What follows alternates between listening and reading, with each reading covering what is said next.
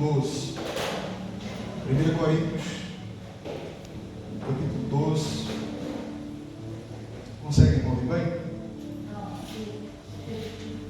Não?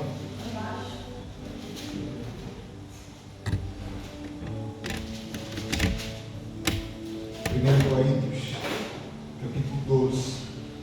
Nós vamos ler dos versos 12 ao 27. 1 Coríntios, capítulo 12, dos versos 12 ao 27. Todos encontraram? Podemos fazer a leitura? Amém. Porque assim como o corpo é um e tem muitos membros, e todos os membros, sendo muitos, constituem um só corpo, assim também com respeito a Cristo, pois em um só Espírito todos nós fomos batizados em um corpo, quer judeus, quer gregos, quer escravos, quer livres, e a todos nós foi dado beber de um só Espírito, porque também o corpo não é um só membro, mas muitos. Se disser o pé, porque não sou mão, não sou do corpo, nem por isso deixa de ser corpo. Se o ouvido disser, porque não sou olho, não sou do corpo, nem por isso deixa de o ser. Se todo o corpo fosse olho, onde estaria o ouvido? Se todo fosse ouvido, onde estaria o olfato? Mas Deus dispôs os membros, colocando cada um deles no corpo, como lhe aprouve. Se todos, porém, fossem um só membro, onde estaria o corpo? O certo é que há muitos membros, mas um só corpo. Não podem os olhos dizer à mão, não precisamos de ti, nem ainda a cabeça aos pés, não preciso de vós. Pelo contrário, os membros do corpo, que parecem ser mais fracos, são necessários. E os que nos parecem menos dignos do corpo, a estes damos muito maior honra. Também os que em nós não são decorosos, revestimos de especial honra. Mas os nossos membros novos não têm necessidade disso. Contudo, Deus coordenou o corpo, concedendo muito mais honra àquilo que menos tinha, para que não haja divisão do corpo. Pelo contrário, opera os membros com igual cuidado em favor uns dos outros, de maneira que, se um membro sofre, todos sofrem com ele. E se um Deus é honrado, com eles todos se regoziam. Ora, vós sois corpo de Cristo e individualmente membros desse corpo. Curva a sua cabeça, vamos fazer uma breve oração. Senhor Deus, graças te damos por este momento e por esta oportunidade. Ainda, Senhor, com espírito de reverência, queremos ditar a tua santa e gloriosa palavra. Como nós precisamos da tua ajuda, como nós precisamos do teu Espírito Santo nos dirigindo, trazendo compreensão, clareza e entendimento pleno daquilo que o Senhor quer falar conosco nesta manhã. Que bom, ó Deus, é podermos estar aqui. Ajuda-nos, Deus, neste momento, que a tua palavra, Senhor, ela reflita, Senhor, uma igreja, Senhor, unida, comprometida. Que a tua palavra, Senhor, ela produza em nós aquilo que nos falta, aquilo que nós precisamos. Ajuda-nos, Deus, e dá-nos uma visão clara a respeito da igreja. Em nome de Jesus. Que assim seja. Convido os irmãos a sentar.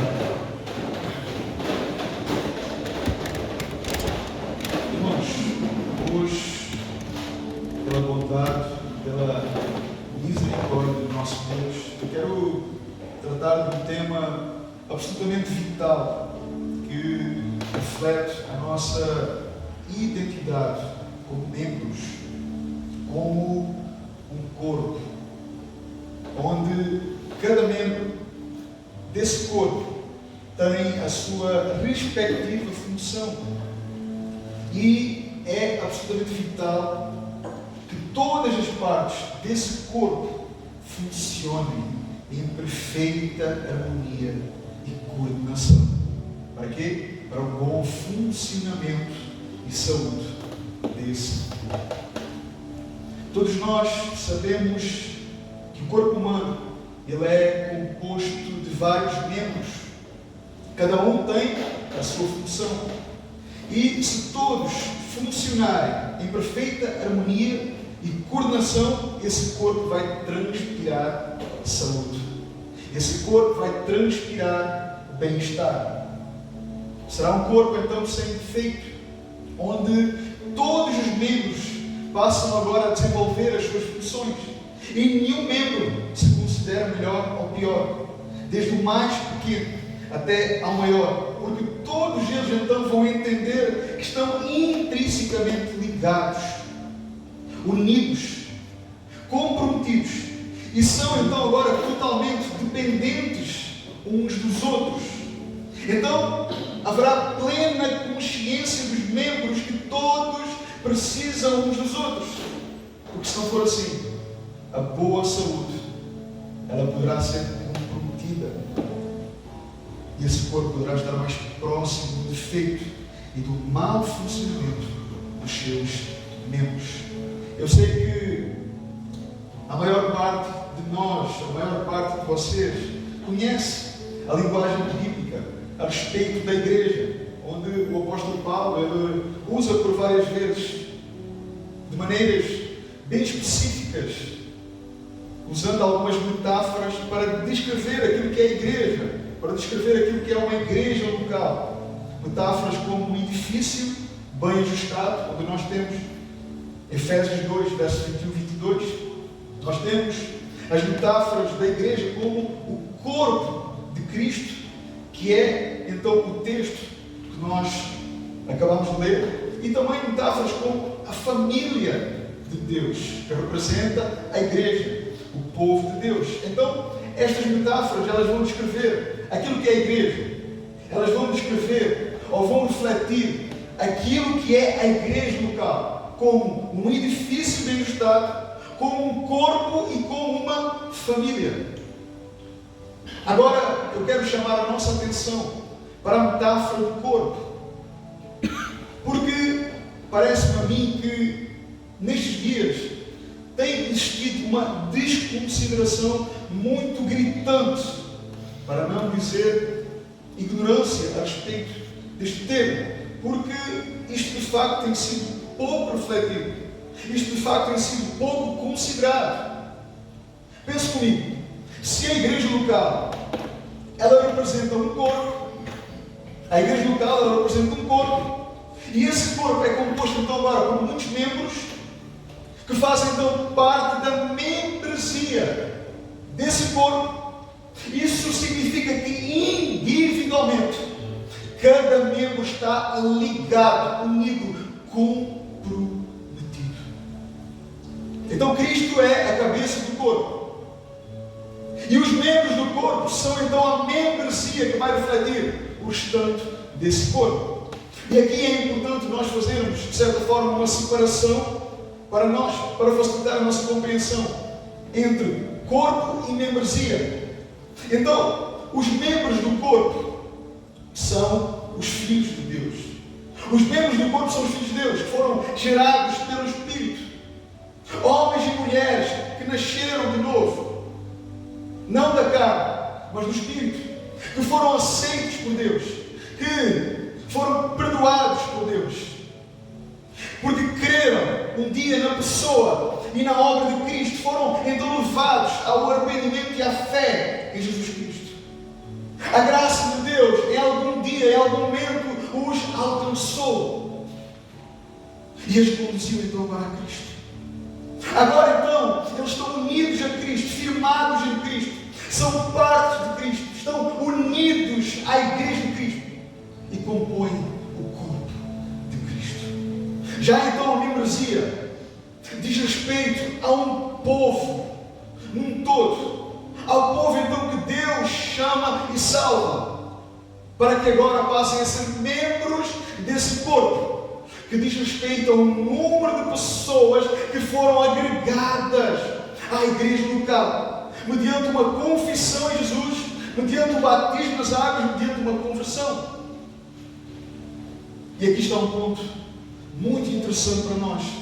Porquê? Porque o Deus que salva, meus irmãos, é o mesmo Deus que une o seu povo, que reúne o seu povo, que faz com que o seu povo permaneça perto, unido, comprometido. Faz então com que agora o seu corpo permaneça vivo, saudável, sólido. E isso vai refletir o quê? O cuidado de Deus, a bondade de Deus, a doce graça de Deus que une então agora pecadores, redimindo e justificando, para que agora estes homens e mulheres possam agora viver como um corpo bem ajustado e submisso à cabeça do corpo, que é Cristo. Então este povo foi comprado por Cristo, é propriedade de Cristo, e por isso é verdade, eles agora são agregados a uma comunidade local, a uma igreja local, onde o povo de Deus já passa agora a experimentar o resultado da nova aliança, de contemplar e de gozar de Deus, ainda que de forma limitada, ainda que de forma imperfeita, mas o que acontece, meus irmãos, no contexto comunitário, no contexto de igreja local, desde as orações, desde as canções, desde a adoração solene, desde a pregação, desde o ouvir o Evangelho, desde contemplarmos a beleza de Cristo, de sermos elevados a olhar para Cristo, de sermos então conduzidos a amar mais Cristo, a servir de melhor forma, são apenas detritos e pequenos retratos daquilo que nós contemplaremos e gozaremos na eternidade. E aqui entram vários problemas. Pois como posso ser parte do corpo e fazer parte da membresia desse corpo se eu não tenho prazer em Deus? Se eu não tenho prazer em estar junto com o corpo? Se eu não valorizo o culto público, os ajuntamentos solenes, a Assembleia dos Santos, a reunião do povo de Deus, como poderia eu querer adorar a Deus na eternidade se eu não adoro e não tenho prazer em adorá-lo com o seu próprio povo, com os membros do seu próprio corpo, que eu afirmo ser parte desse corpo? Será que nós conseguimos entender isto? O dilema que está por detrás disto? Nós temos de facto um problema gravíssimo em nossos dias, porque de facto eu admito e confesso que nós somos parte integrante do corpo de Cristo, membros do corpo. Nós dizemos então ser membresia da igreja local, mas no centro da nossa agenda cristã, a igreja local parece uma miragem. A igreja local, o culto público, parece em nossos dias ser tão negligenciado, destratado, onde o povo de Deus não tem apreciado a presença de Deus, a comunhão, a palavra de Deus, a comunhão e a união, o compromisso mútuo, a responsabilidade mútua e o espírito do corpo. Isto está sendo amplamente ignorado em nossos dias. Então o povo de Deus, o corpo de Cristo, não deveria ter prazer nos ajuntamentos? O povo de Deus, o corpo de Cristo, não deveria ter prazer nos seus ajuntamentos? Não deveria ter prazer na unidade, na comunhão, no ato de adorar e poder conhecer e prosseguir a conhecer o Senhor? Deus não salvou um povo, e esse povo não é porventura a sua igreja, não é porventura o seu corpo, e esse povo não está ligado mutuamente uns aos outros em Cristo Jesus. Como então não ter prazer nisso? Em estar perto de Cristo e em estar perto do seu povo.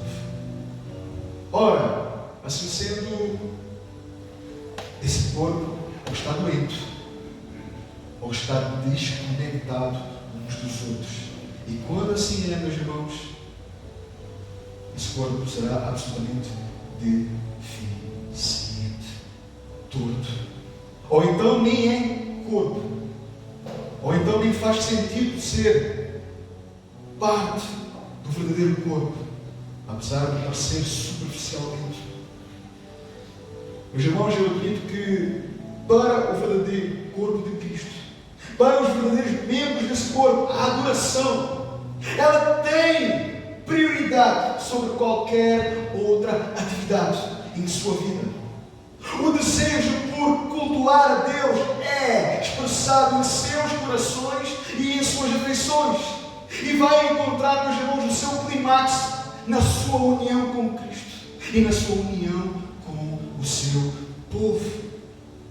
Mas também admito que o espírito do individualismo tem tentado ao máximo desconstruir a visão da igreja a respeito, a visão das Escrituras a respeito da igreja, porque o pós-modernismo vai enfatizar de tal forma, irmãos, a liberdade pessoal do homem, que faz com que esse homem possa enxergar agora a vida cristã em sua maior parte como parte, como algo agora à parte do corpo de Cristo, como algo então à parte da igreja local, promovendo uma suposta liberdade que faz com que o crente viva agora interdependente do corpo de Cristo. E aqui está um erro absolutamente grosseiro em nossos dias. Meus irmãos, quantos hoje pensam desta forma? Quantos estão absolutamente cegos ao afirmarem que não precisam congregar, que não precisam estar unidos a uma igreja local, que o seu negócio é com Cristo e com o Rei? Olha que loucura, que estupidez! Eu pergunto, será Cristo dividido? Será que Cristo está dividido? Será que o seu corpo está dividido? Está os membros do corpo de Cristo divididos? Como pode, então, alguém dizer que é parte do corpo de Cristo e querer viver agora à parte do seu próprio corpo? Como pode subsistir? Como pode esse corpo respirar? Como pode essa parte do corpo estar longe do restante do corpo, longe do seu bom funcionamento e negligenciando também a sua própria função dentro do corpo? Meus irmãos, isto não faz absolutamente sentido. Isto é absolutamente ridículo. Mas tem sido uma verdade, infelizmente, em nossos dias. Porque o corpo de Cristo, mais uma vez, o corpo de Cristo representa a sua igreja, o seu povo, e estes estão unidos e comprometidos com o seu Senhor e automaticamente com os seus membros. Embora todos os cristãos eles tenham um relacionamento individual e pessoal com Cristo, isso não significa que eles também não sejam chamados pelo próprio Deus a viver o seu cristianismo dentro de uma comunidade local do povo de Deus. Escutem, o cristianismo é pessoal, sim, mas ele nunca foi e nunca será individualista. Na verdade, então, esse seu relacionamento pessoal e invisível com Cristo, ele é desenvolvido naturalmente de forma agora visível no meu relacionamento com os outros crentes. O que agora me obriga, meus irmãos, a viver debaixo de um relacionamento corporativo e visível como parte integrante do corpo de Cristo. O que Paulo diz em Efésios 4, no verso 5 e 6, está relacionado com isto. Olha o que ele diz: há um só Senhor, uma só fé, um só batismo, um só Deus e Pai de todos, o qual é sobre todos, acima de todos, está em todos. Então o mesmo Deus, o mesmo Espírito de Deus que regenera pecadores e une então os novos convertidos a Cristo, é o mesmo Espírito que vai então agora unir esses novos convertidos uns conduz a Cristo, que testifica de Cristo, que nos conduz ao arrependimento e à fé, que nos conduz ao batismo. É o mesmo Deus, é o mesmo Espírito que nos une agora a uma igreja local, que nos ensinará a amar Cristo e a amar o seu povo, que nos ensina a nos submetermos a Cristo e também agora a uma igreja local. E agora é impossível, meus irmãos, negarmos isto, porque ao negar isto nós teríamos que rasgar todo o Novo Testamento. Porque a igreja, o corpo de Cristo, é visto na Escritura como uma família. Como uma família. E de facto, sejamos sinceros, uma família não é algo que a gente escolhe, não é algo que alguém escolhe, mas é algo ao qual se une por nascimento, no ato simplesmente de nascer. Se nós nos lembrarmos do processo de adoção, nós poderemos de alguma forma contemplar o quanto a obra de Cristo é extraordinária, é fabulosa em nossas vidas. O quanto então ela tem impacto imediato em nossas vidas. Quando alguém é órfão, quando alguém órfão é adotado, o que acontece juridicamente? Esse órfão, ele recebe agora um novo nome, um novo pai e uma nova família. E esse pai promete agora cuidar, alimentar, vestir, educar, disciplinar agora esse novo filho. E se esse pai tiver outros filhos e filhas, esse filho adotivo agora passa a chamar irmãos e irmãs. Passa agora a fazer parte da família desse pai. E é precisamente isso que acontece. O novo nascimento passa, meus irmãos, a nos unir a Cristo, mas não só a Cristo. A Cristo e ao seu povo, a Cristo e à sua igreja, a Cristo e à sua família. E aqui nós encontraremos um ponto muito importante. Porque família, esta é uma pergunta, família não deveria ser sinal de cuidado mútuo? Não deveria ser sinal de responsabilidade mútua? De cuidado mútuo, de provisão mútua, de correção mútua, de advertência mútua? Isto é muito claro nas Escrituras, meus irmãos. Se nós olharmos para o panorama do Novo Testamento, nós vamos entender que o Novo Testamento ele foi escrito sobre a suposição que os cristãos foram unidos e tornados membros de igrejas locais. Até porque se nós olharmos com olhos de ver, nós vamos poder notar que a grande maioria das cartas, a maioria das epístolas, dos escritos não foram escritos para pessoas desconectadas da igreja, mas elas foram escritas para várias igrejas que representavam um povo determinado em um local, em uma cidade. Eu pergunto como Paulo se comunicava com os santos. Nós vemos que Paulo se comunicava com eles escrevendo. Ele se dirigia às igrejas por meio das suas cartas. E essas cartas elas eram escritas para igrejas locais e eram lidas em voz altas nas igrejas, como o pastor afirmou há algumas semanas atrás. Paulo, ele escreve suas cartas dirigidas a comunidades locais, a igrejas locais, como, por exemplo, a de 1 Timóteo, onde ele vai ensinar um modo correto de agir e de se comportar dentro da igreja local, dentro da comunidade dos santos. É isso que nós temos em 1 Timóteo, capítulo 3, verso 14 e 15, onde Paulo escreve para Timóteo, dizendo: embora espero ver-te em breve, escrevo-te estas coisas agora, para que se eu demorar tu saibas como as pessoas devem se comportar na casa de Deus. É a igreja de Deus vive, coluna e o alicerce da verdade. Vejam que para o apóstolo Paulo plantar igrejas era absolutamente importante.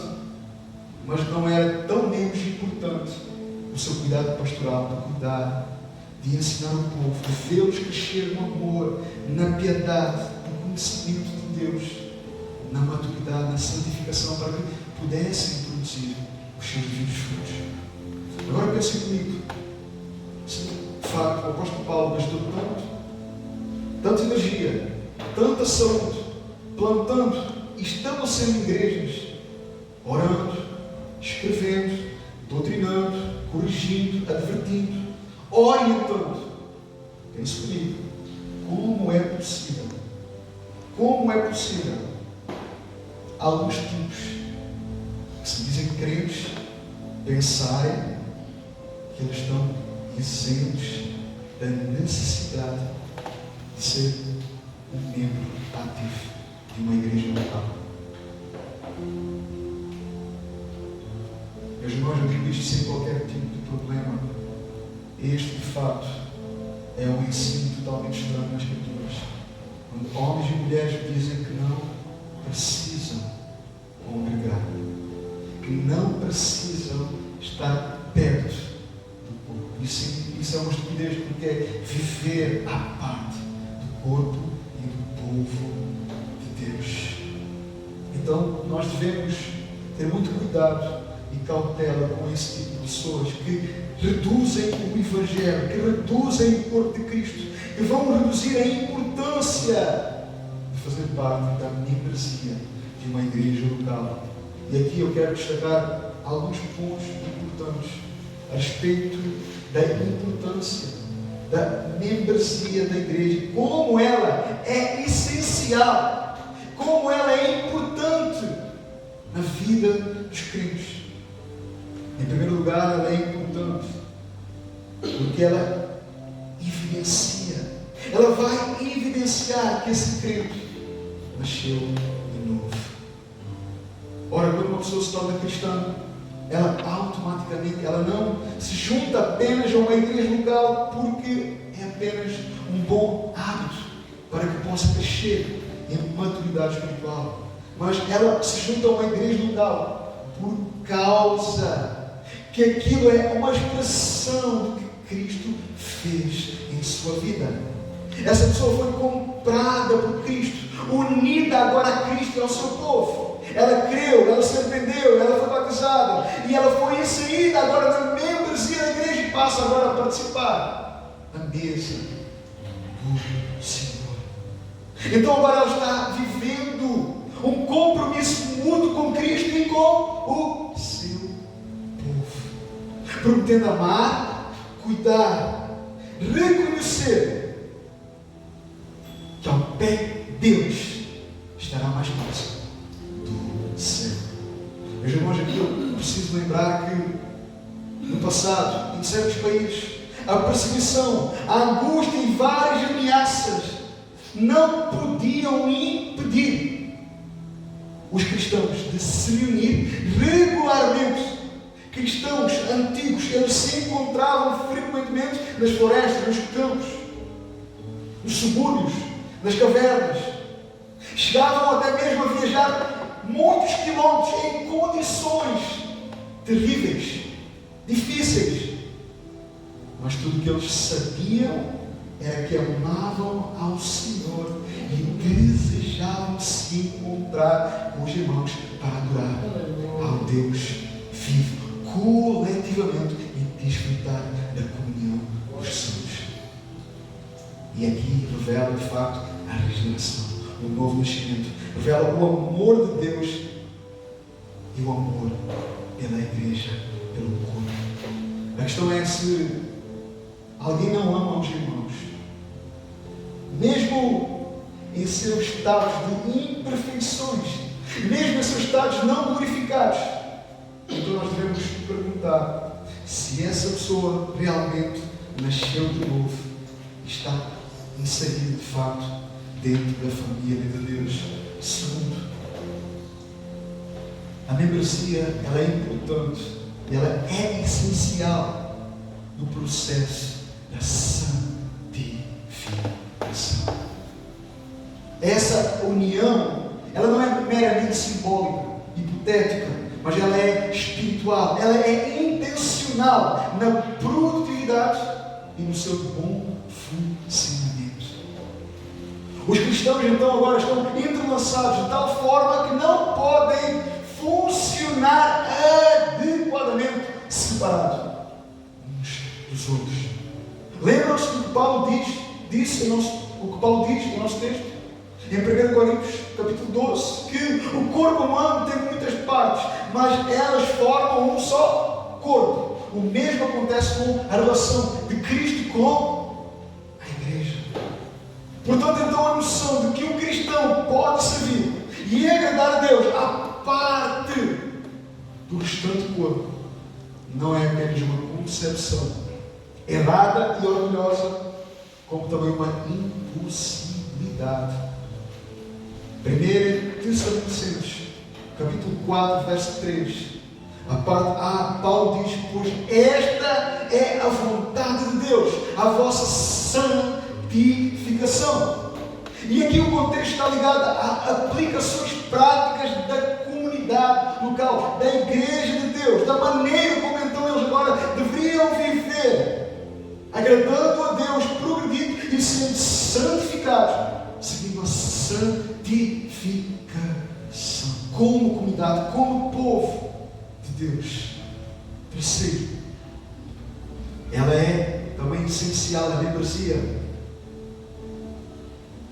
por causa do amor ao seu Cristo, ao seu Senhor. As Escrituras nos ensinam que Cristo ama a sua igreja o suficiente para morrer pela sua igreja. Embora a igreja ainda não seja perfeita, ainda assim Cristo a ama. Portanto, como nós vamos amar a Cristo sem amar aquilo que Cristo ama?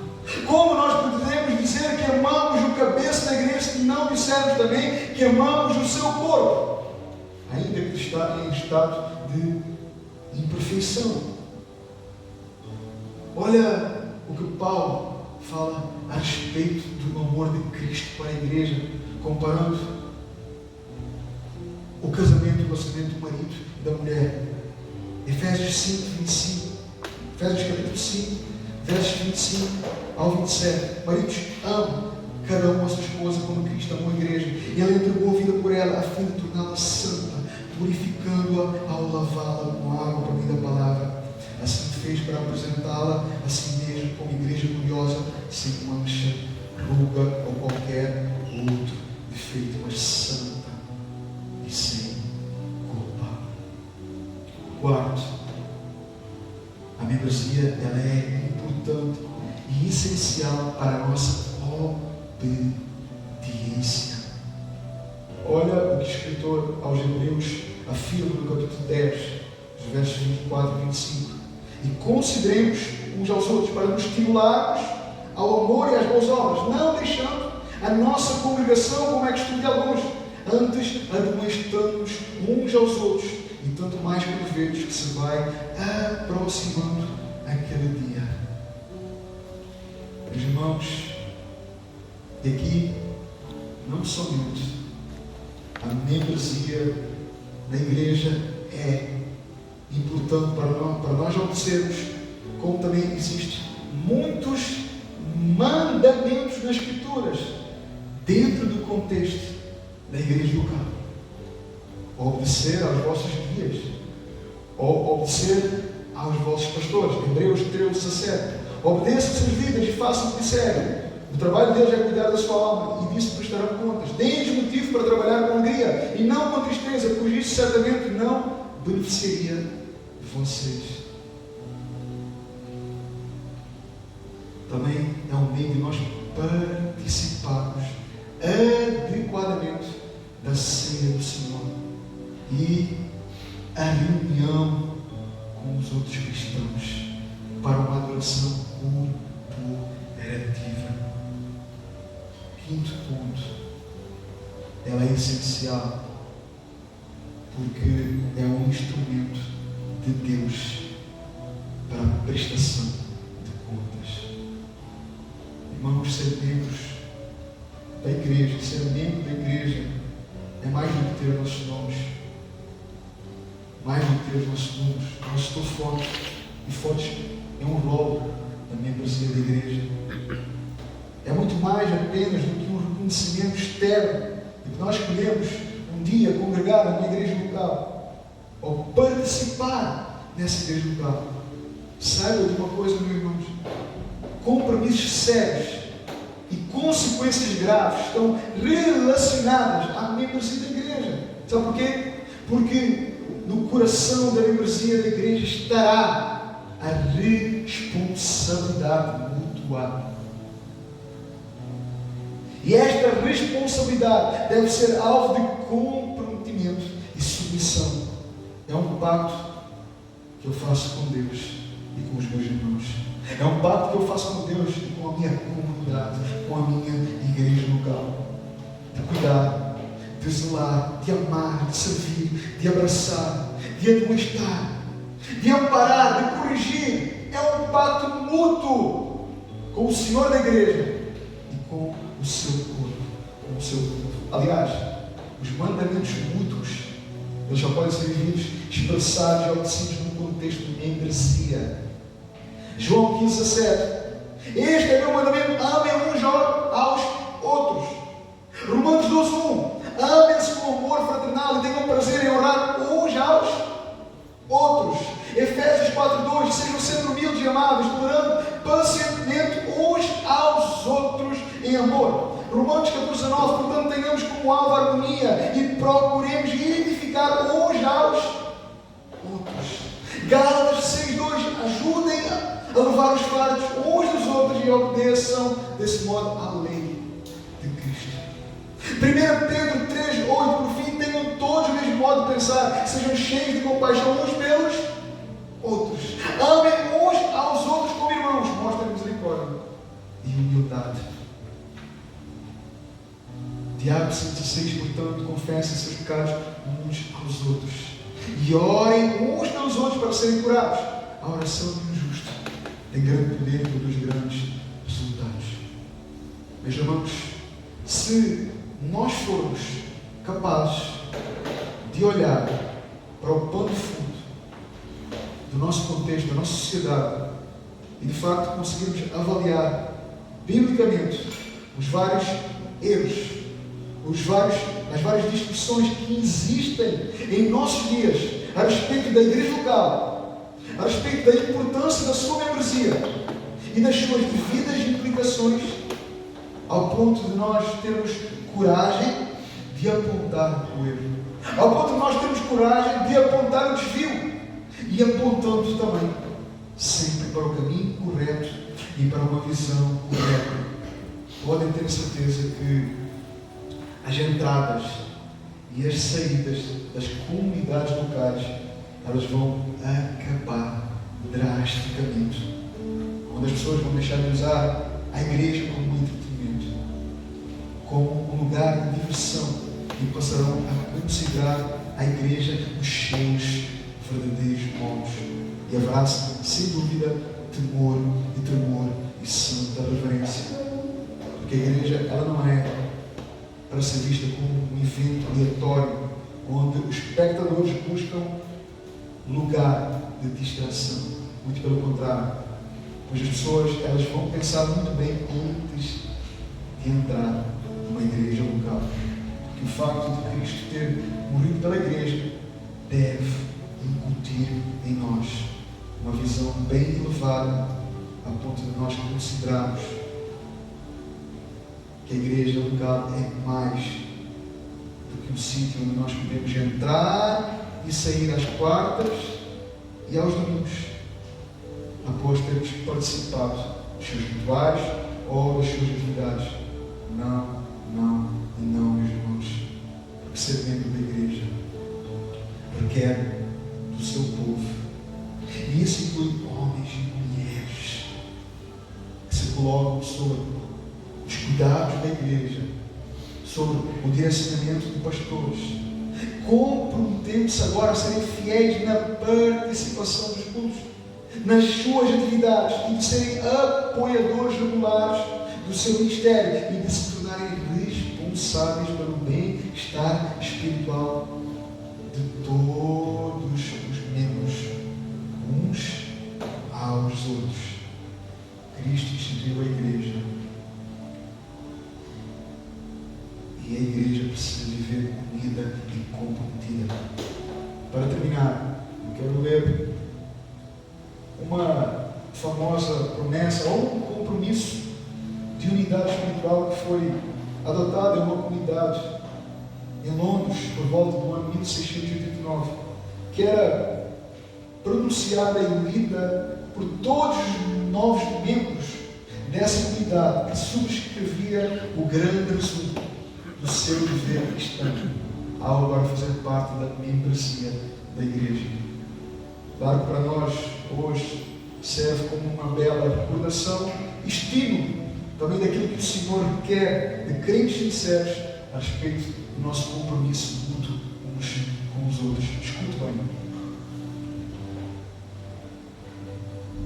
Nós que desejamos andar juntos no temor do Senhor, professamos, com a ajuda do Espírito Santo, a nossa humilhação profunda e séria por todas as nossas transgressões e solenemente na presença de Deus e uns dos outros, reconhecendo a nossa própria indignidade, nos entregamos ao Senhor como sua igreja, conforme a Constituição Apostólica, para que seja o nosso Deus e nós o seu povo, mediante a aliança eterna da sua graça gratuita, pela qual unicamente temos esperança de sermos aceitos por Ele através do seu bendito Filho, Jesus Cristo, a quem tomamos como nosso sumo sacerdote para nos justificar e nos santificar, e nosso profeta para nos ensinar, e nos sujeitamos a Ele como legislador e o Rei dos santos, e nos submetemos e conformamos a todas as suas santas leis e ordenanças para o nosso crescimento, confirmação e consolação, para que sejamos a sua esposa santa, servindo em nossa geração, esperando a sua segunda vinda com o nosso glorioso esposo.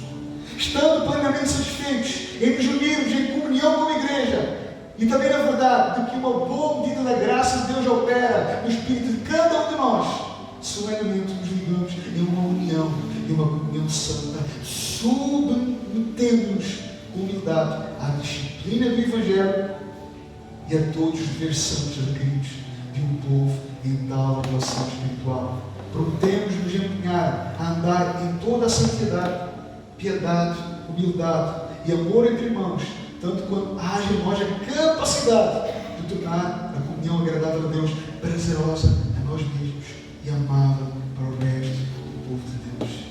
Prometemos vigiar nossas conversas e as conversas uns dos outros, para não permitir que exista pecado entre nós, até onde Deus nos mostre.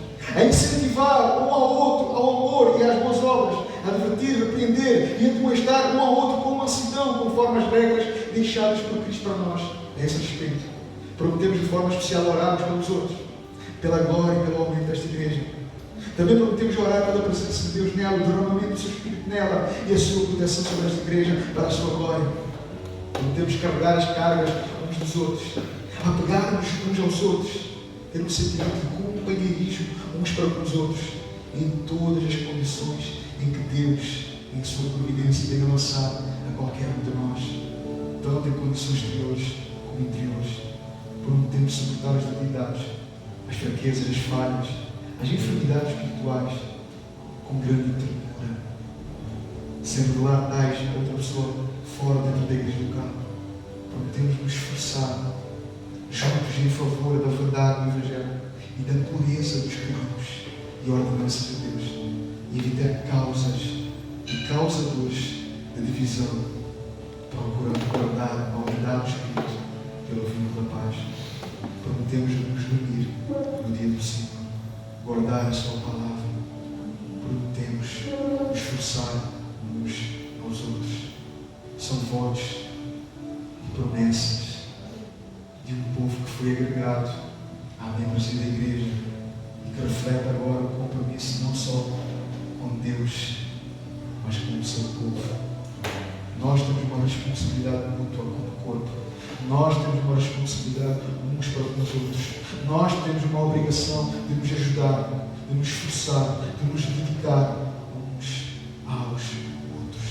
E essa é uma visão muito clara e muito rica na Escritura.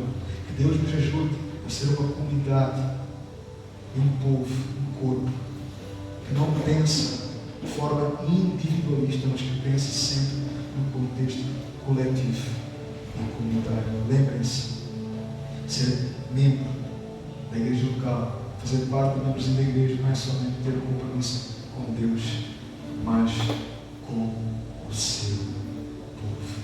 Que Deus nos ajude, que Deus nos dê graça a entender essa responsabilidade que foi colocada nas mãos da igreja, do seu povo. Vamos orar. Senhor Deus, tem misericórdia das nossas vidas. Ajuda-nos, Senhor, a entender o que é ser corpo, o que é ser parte da membresia da tua igreja. Ajuda-nos, Deus, a assumir as nossas responsabilidades e os nossos deveres como povo, como igreja, de cuidar uns dos outros, de nos ajudar mutuamente, de nos esforçarmos, ó Deus, para seguir a santificação como corpo e como igreja. Arranca do nosso meio todo espírito individualista, todo espírito, Senhor, que tenta destruir a visão bíblica, Deus, da igreja e do corpo do Senhor. Ajuda-nos, Deus, a ser homens e mulheres responsáveis, obedientes e tementes. Que nós possamos nos lembrar dos nossos irmãos, que nós possamos amar-nos uns aos outros e assim crescer na graça, no conhecimento e ver o Senhor agregar homens e mulheres à salvação e fazer parte dessa membresia da tua igreja. Ajuda-nos, Deus, a não ser pedra de tropeço, nem motivo de escândalo, Senhor, para aqueles que ainda não te conhecem, para aqueles que ainda não conhecem o teu Evangelho.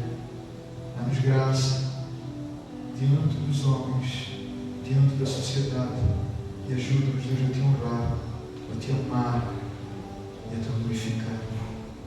Em nome de Jesus. Em nome de Jesus. Que assim seja. Que Deus nos ajude. Muitas vezes nós começamos a fazer parte de uma igreja local, mas nós não entendemos a importância que é esse voto, esse compromisso. E é aqui que muitas vezes nós falhamos como comunidade. Que Deus arranque esse espírito de individualismo no nosso meio. Em nome de Jesus.